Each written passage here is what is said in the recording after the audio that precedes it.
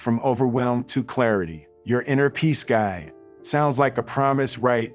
But let me ask you something. When was the last time you sat with your own thoughts and felt calm, not just quiet, not distracted, but truly at peace? Most people never do.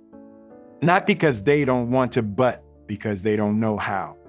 See, we're drowning in information, but starving for wisdom. We chase productivity like it's oxygen. But let me drop something heavy on you. Peace of mind is not a luxury. It's a survival tool. And if you don't claim it, the world will claim you. Every email, every ping, every urgent thing pulling you from you. You don't want to wake up one day and realize you've mastered success and still feel lost. That's the pain no one talks about, winning on the outside while crumbling inside. That ends today, because in this video, we're going on a journey. And if you stay with me, I'll show you what I had to learn the hard way, how to quiet the war inside your head and finally feel home within yourself. Let's begin. Let me be real with you. I spent a good portion of my life believing that pressure meant progress. That if I wasn't grinding, I wasn't growing. But what they don't tell you is that grind without grounding turns into chaos. And man, I hit that chaos. There was a time when I looked in the mirror and didn't even recognize the guy staring back at me.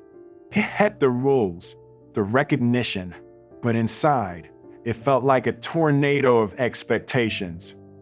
Other people's expectations, my own fears, the weight of always being on, and no matter how loud the applause got, my mind was louder.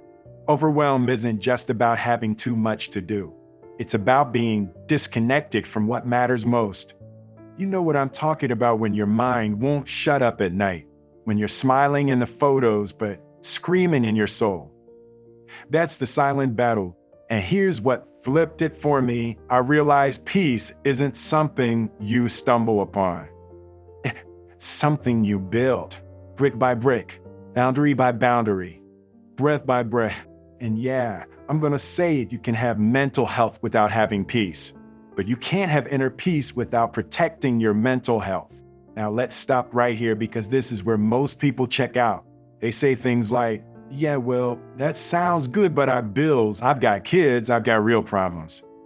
And trust me, I get it. I've been there.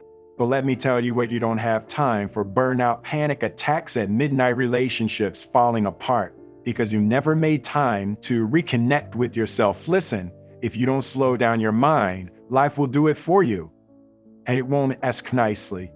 It'll hit you in the gut when you least expect it. That's why this isn't about becoming a monk on a mountain. This is about learning how to breathe in the battlefield. I started practicing what I call mental stillness moments. Little 5-minute breaks where I check in instead of checking out. Guided meditation, sure, sometimes, but more often, it was just me and my breath. Sitting still in a parked car, taking a walk with no phone, talking to God in my closet. That's it. Nothing fancy, but everything changed. Because when you give your nervous system permission to rest, your clarity returns. And when clarity returns, everything shifts. You start making better decisions. You stop reacting. You stop people pleasing. You stop letting stress lead your day. And hear me, this doesn't make life easier. It just makes you stronger than the noise. There's a phrase I love: peace is not the absence of chaos, it's the presence of clarity. That hit me hard. Because if you wait for your life to calm down before you feel calm, you'll be waiting forever. You've got to choose peace, design peace, defend peace. And the first step to that, recognizing that it's okay to pause. It's okay to protect your mind like your money. It's okay to say no to things that drain you and yes to things that restore you. That's not selfish. That's survival. And you know what? When I started doing that, people respected me more, not less. Because when a person moves with peace, people feel it. It's magnetic. It's powerful. It's undeniable. Now we're just getting warmed up. Because in the next part, I want to give you something most people Never talk about how to spot the exact moment your piece is being hijacked. It's subtle, but once you see it, you can unsee it. And from that point on, the overwhelm loses its grip. Stay with me. This is going to shift something deep. All right, let's get into it. I told you I'd show you the moment your piece gets hijacked, and I'm going to do just that. But first, let me ask you something real. How often do you feel like your day is being pulled in directions you didn't choose? Like your time, your focus, even your mood belongs to everybody but you. You wake up peaceful for 10 seconds. Then you check your phone. One text, one email, one headline, and boom, you're off. Hijacked before your feet even hit the floor. See, that's the moment right there. That's the ambush. We don't realize it, but every day we're entering invisible battles. And if you're not intentional about how you start your day, you'll spend the rest of it cleaning up someone else's mess. That's not life. That's emotional slavery. And I was a professional prisoner for years. I let my schedule tell me who I was. I let other people's urgency define my worth. I let the pressure to be on point keep me from being present. And if you're not careful, that becomes your normal. You confuse busy with important. You confuse noise with meaning. You confuse attention with love. Let me break something down for you. Inner peace isn't found. It's protected. It's not something that just arrives one day like a delivery package. It's something you have to guard like your life depends on it, because in some ways it does. It does. Now, I promise to show you how to spot when your peace is being stolen. It's usually right at the edge of 3 sneaky emotions: resentment, rush, restlessness. You feel that rush in your chest. That I gotta keep up panic, that's the first red flag. You start saying yes when your body says no, second red flag. You catch yourself replaying that conversation in your head, wondering if you said the wrong thing, third red flag. That's the hijack. It's small, it's quiet, but it's deadly because it puts your nervous system on alert. And when your system is on alert, your brain doesn't think, it reacts. You become a slave to survival mode. And listen, I say this with love, but if you're always in fight or flight, you're not living. You're just surviving with style. So what do? How do we take back the wheel? Let me tell you something I started doing in the middle of all my chaos. I started asking myself one simple question when I felt that internal rush: who told you this moment isn't enough? And I'm telling you that one question rewired me. Because most of my anxiety wasn't about what was happening. It was about what I thought should be happening. It was rooted in imaginary timelines, external standards, ego. So instead of reaching for noise, I started reaching for stillness. Not just silence, stillness. That grounded state where you're not chasing or avoiding. You're aware. You're not judging your thoughts. You're just watching them. Let me break this down even more for you. Here's something I live by now. Mental health is about space. Space to think. Space to feel. Space to pause. You ever notice how a guided meditation helps you breathe slower? That's not just relaxation. That's reconnection. It's your body remembering it's safe. It's your soul whispering, you're okay now. When I first tried it, I'll be honest, I felt weird. Like, what is this silence supposed to do? But then I realized silence doesn't answer you. It reveals you. The problem is, we've gotten addicted to being distracted, because distraction keeps us from discomfort. But discomfort is the door to clarity. Let me tell you what I found on the other side of that discomfort. I found forgiveness. It's for people who hurt me, for moments I messed up, and most importantly, I found myself again. That young version of me who still dreamed, who still believed, who wasn't defined by rules or ratings. He was still in there. He just needed me to slow down enough to hear him.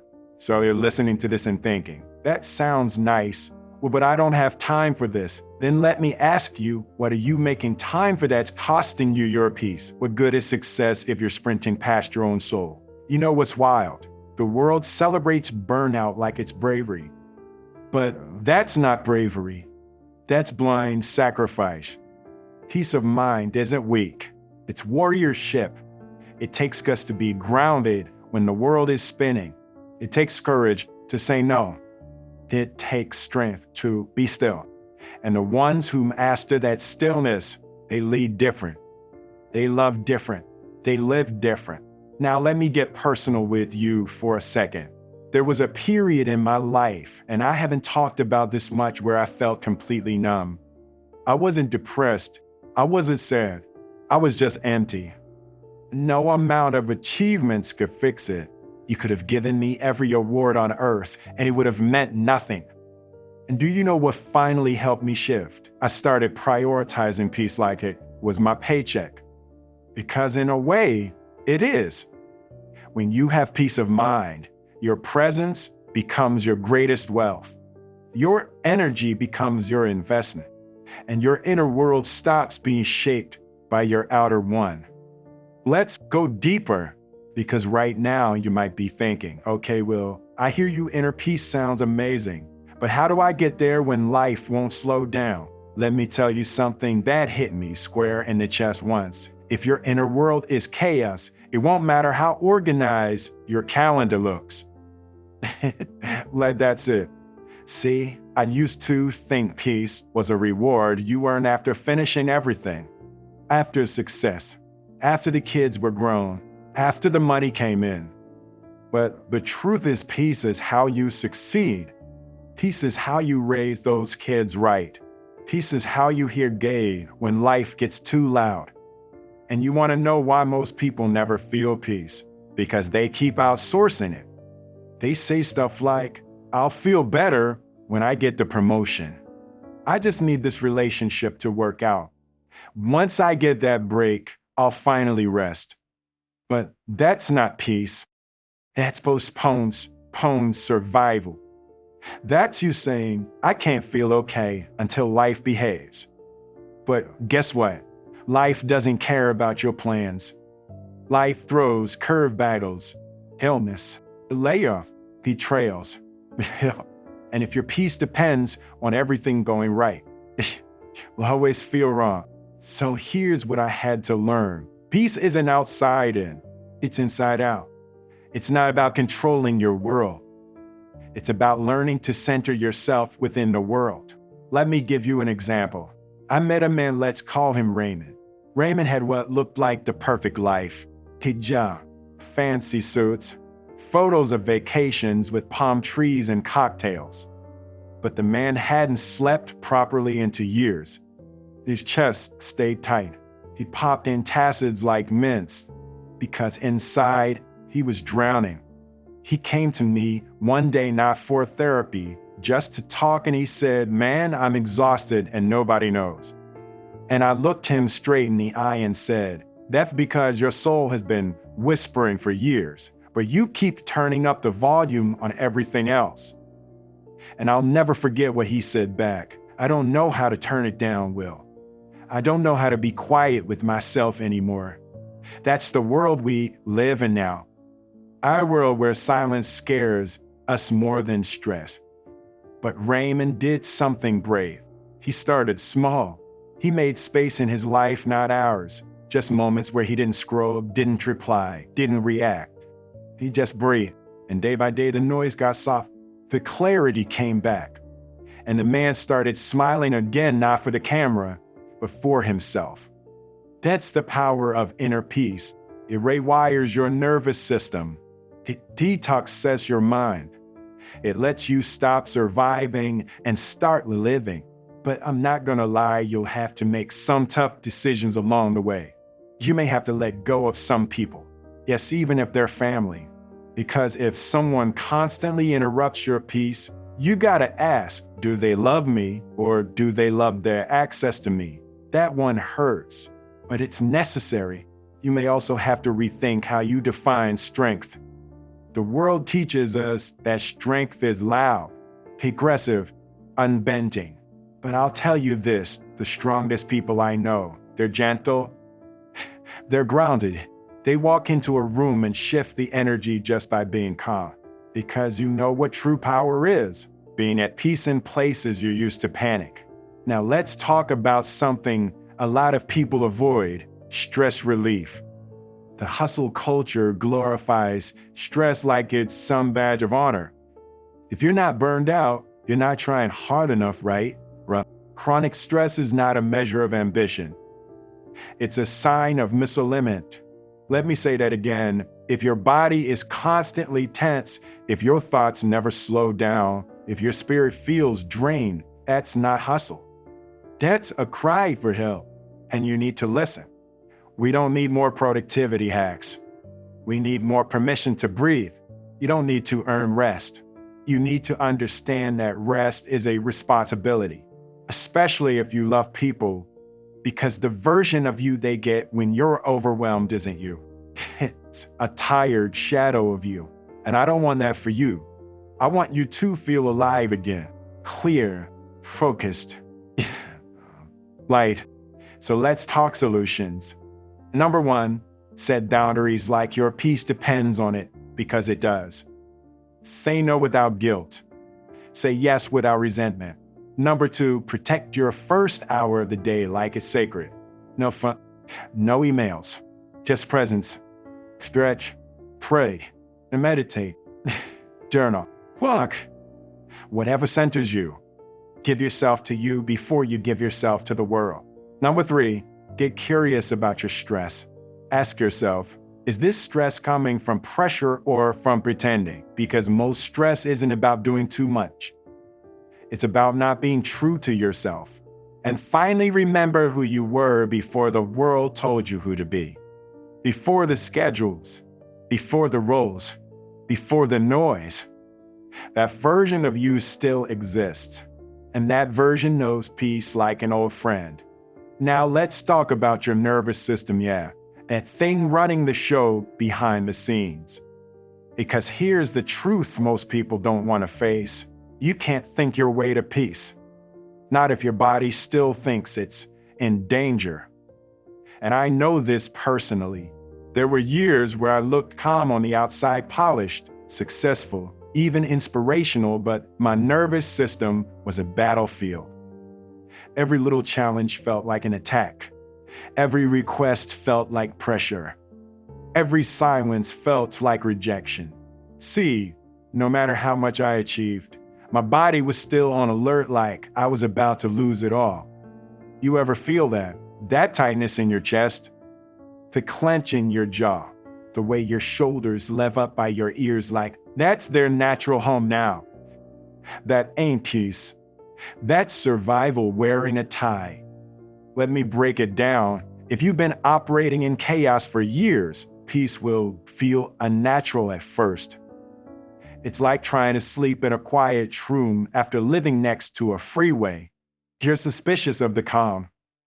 You think something's gotta go wrong soon. That's not your fault. That's just a body that's forgotten how to feel safe. So how do we fix it?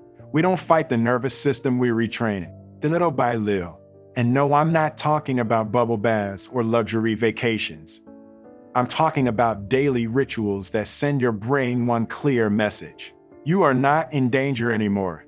I'll give you the first one, the pause. That tiny moment where you don't respond immediately, where you feel the heat rising in your chest but choose to pause instead of explode. That's not weakness, that's rewiring. The pause is a power move, because the moment you pause, you interrupt the pattern. And when you interrupt the pattern, you're not just reacting, you're choosing. That's how we take our peace back, one pause at a time. Now here's something else I use, especially when I feel overwhelmed, anchoring breath. 3 slow inhales, each one deep, each one longer, each one saying, I am not the chaos around me. I'm the calm within me. You don't need a guru. You don't need incense. You just need presence. Because peace of mind doesn't come from outside events. It comes from internal permission. You give yourself permission to stop fixing everything, to stop explaining yourself, to stop trying to manage other people's emotions, and just be here in your body, in your breath, in this moment. Now, I know someone out there is thinking, but Will, I've got real stress. I got bills, kids, deadlines. How does breath fix that? I feel you. But hear me out, this isn't about ignoring reality. It's about being strong enough to face reality without letting it define you. You ever seen someone in the middle of a storm, calm as can be? That's not luck. That's training.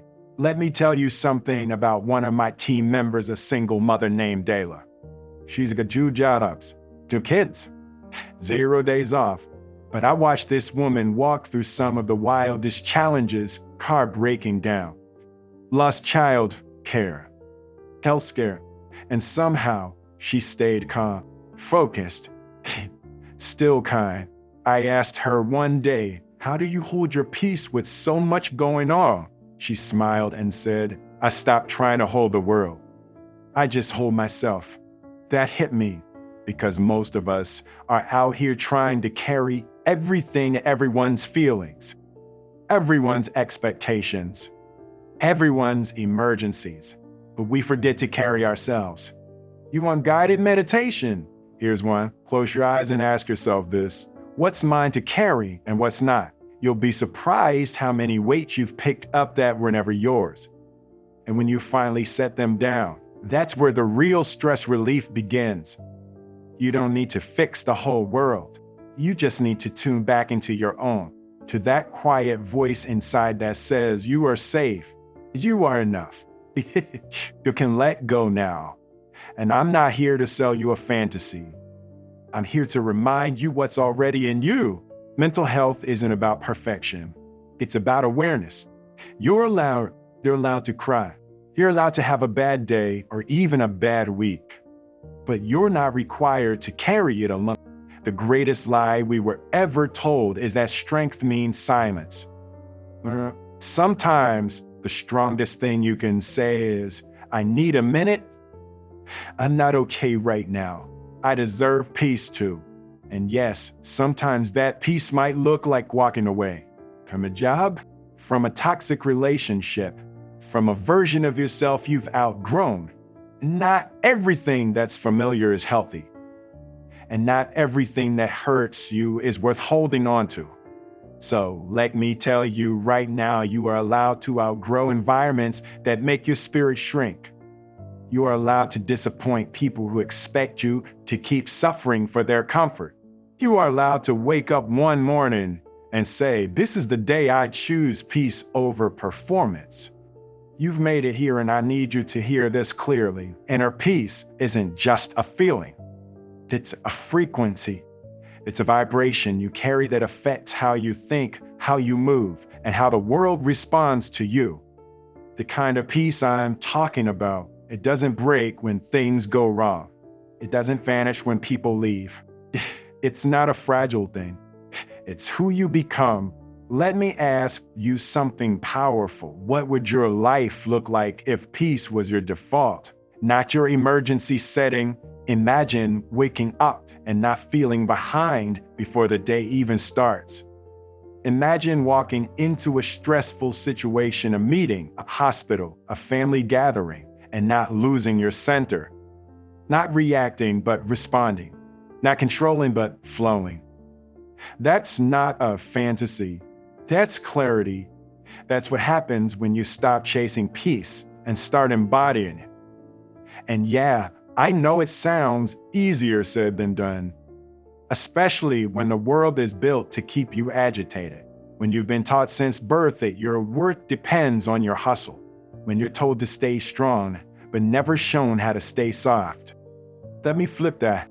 Staying soft in a hard world is the highest form of strength. You don't need to armor up. You need to come home to yourself. So let's break this all the way down. There are 5 keys I want to leave you with, 5 soul-level shifts that turn overwhelm into clarity and anxiety into anchored peace. These are not quick fixes. They're lifestyle upgrades, and they work if you commit. Shift from reaction to awareness. Most of us live in reactive autopilot. Somebody pushes our buttons, we snap. Something changes, we panic. A plane gets delayed, we spiral. But what if you didn't have to ride every emotional wave? Next time something triggers you, I want you to try this. Name it, frame it, reclaim it, name it. This is frustration. Frame it, it's rising because I feel unheard. Reclaim it, I can choose to respond with calm instead. That 3-step check-in will save your peace, because the moment you become aware, you are no longer owned by the emotion. You own yourself. Detach from outcomes. This one is hard. I struggled with it for years. I wanted to control everything, the results, the responses, the reactions. But control is an illusion, and perfection is a prison. Here's what freed me. Do your best and let go of the rest. You're responsible for the input, not the outcome. Your job is the planting. The harvest is God's. Once I understood that, I stopped breaking my back trying to prove myself to people who were never gonna see me clearly anyway. Let go. Guard your gates. You can't let everything in. Not every conversation. Not every piece of news. Not every social media scroll. Because everything you consume is shaping your nervous system, your peace. You wouldn't leave your front door wide open in a thunderstorm. Why are you doing it with your mind? Curate your energy like it's sacred because it is. Start asking, does this feed my peace or steal it? Does this build clarity or create confusion? Does this honor who I'm becoming? If the answer is no, close the gate. Create pockets of stillness. You don't need a monastery. You need moments. Moments where you're not rushing, not producing, not performing. Whether it's sitting by a window for 3 minutes with a cup of tea, walking outside without your phone, or lying on your bed in silence before sleep. Stillness isn't laziness. It's leadership. When you're still, you stop running from yourself. And that's where the real wisdom starts stalking. Become the peace you wish you had. This one hits deep because I know some of y'all didn't grow up with peace. You grew up in survival, in tension, in noise, in confusion. But just because chaos raised you doesn't mean it has to raise your future. You can be the first person in your lineage to say, it stops with me. You can build a life where gentleness is normal, where rest is holy, where clarity is not a privilege but a right. You can become the calm your younger self prayed for. And once you do, that peace starts overflowing. You bring it into your friendships, your parenting, your leadership, your love. You start walking into rooms and changing the energy just by how unbothered you are. Not because you don't care, but because you know what to care about. That's peace, and that's powerful. Now, before we close out, I need you to hear me one last time because this is big. Your peace is not a luxury. It's not optional. It's not selfish. It's your birthright. Every step you take toward peace is a rebellion against the world's chaos and a return to the version of you that was never lost, only buried. And if this message has sparked something in you, if a part of you feels like, yeah, this is it, this is the path I want to walk now, then I've got something you need to watch next. Go now and watch The Secret to Unshakable Peace. It's the next level. It'll show you how to hold your center even when life tries to pull you in every direction. But before you go, let me leave you with this final truth. Clarity isn't found in the world shouting at you. It's found in the silence you create for yourself. So breathe deep, take your peace seriously, and remember you're not just surviving, you're awakening. We are wisdom recorder, your knowledge source. If this message reached you, helped you, moved you, subscribe, like, and keep walking with us because peace isn't a destination. It's the way home.